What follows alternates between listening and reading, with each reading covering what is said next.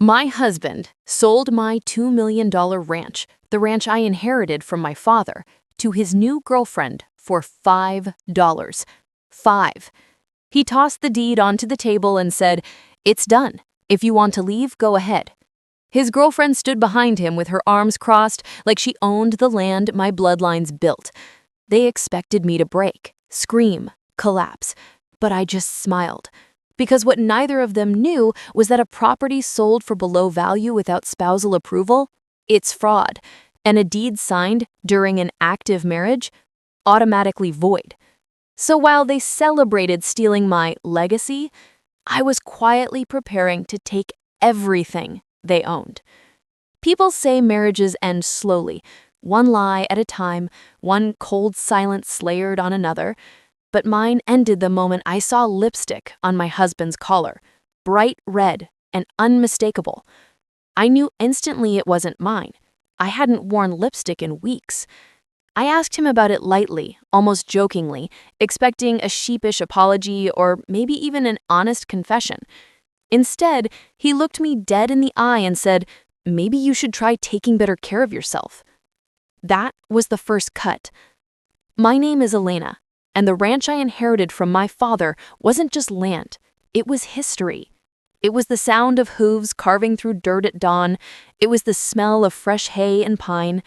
It was the home where my father taught me how to saddle a horse before I learned how to ride a bike.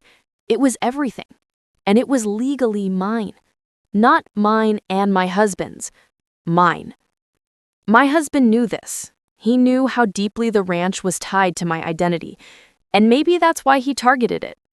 For months, he grew distant, secretive. He hid his phone like it contained state secrets. He suddenly had business meetings at 9 p.m., came home smelling like perfume, and showered the second he stepped inside. It wasn't subtle. Cheaters never are. But I kept quiet. I watched. I waited. Then came the day he brought her home.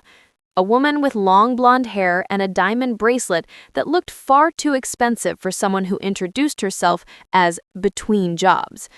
I could tell she thought she was going to replace me. She walked around the ranch like she owned it, touching walls, running fingers along furniture, peeking into rooms. Mark acted like she was a guest. I could tell she thought she was the new wife. I didn't argue. I didn't confront. I simply observed. A week later, Mark woke me up early and said, "We need to talk." His tone was sharp, impatient, like he had somewhere else he'd rather be. He sat me down at the kitchen table and tossed a document in front of me. A deed transfer. To her. His girlfriend. My ranch, my land, sold for $5. $5. He folded his arms, waiting for me to explode. I looked at him, then at the woman smirking behind him, and for a moment I wondered how long they had rehearsed this scene, how many times they imagined me crying, begging him not to leave, begging for my own home. They wanted to watch me break. They wanted to see me shatter so they could feel powerful. But I just felt still. I traced my finger along the paper and asked, "You sold the ranch to her?" He smiled proudly. "Everything will be smoother this way. And if you want to walk out, go ahead." He leaned back. "You won't have anything left to fight for." His girlfriend chimed in. "I think it's best for everyone if you leave today. We're planning renovations." I watched them. I watched their arrogance, their smugness, their belief that they were 2 steps ahead. I folded the document neatly and tucked it under my arm. "Okay," I said softly, "if that's what you want." They were stunned, disappointed even. No tears, no breakdown, no scene. I packed a single bag and left the ranch my father built, without looking back. But leaving wasn't surrender. Leaving was strategy. Because the second I sat in my car, I called the county recorder's office. And that's when the truth settled in like a divine revelation. A spouse cannot sell inherited marital property without the co-owning spouse's approval. A sale for $5 is a fraudulent undervaluation, and a deed signed during an active marriage is subject to marital asset review. In other words, they hadn't stolen my ranch.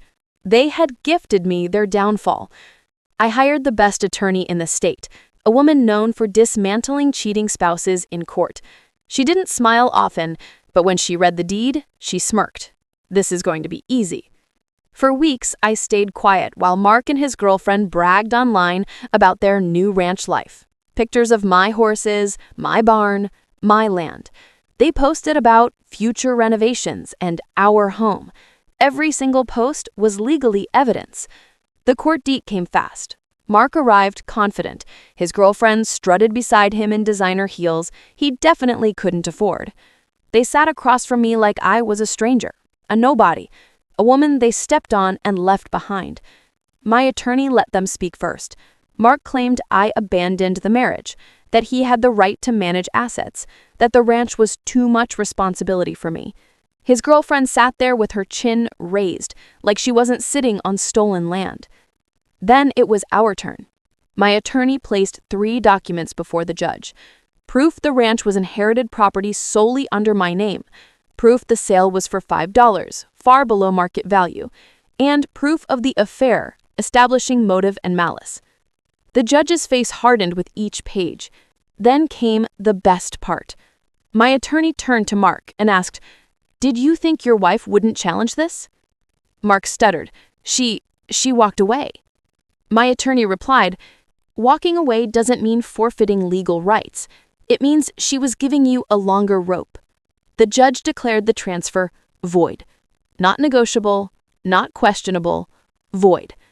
The ranch was restored fully to me, but the consequences didn't stop there.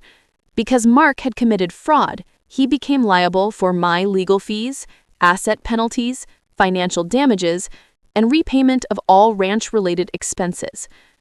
His girlfriend paled as the judge added that she may be charged for knowingly participating in fraudulent acquisition of property. Mark tried to reach me after the hearing, his voice trembling. "Elena, please, we can talk. I made a mistake."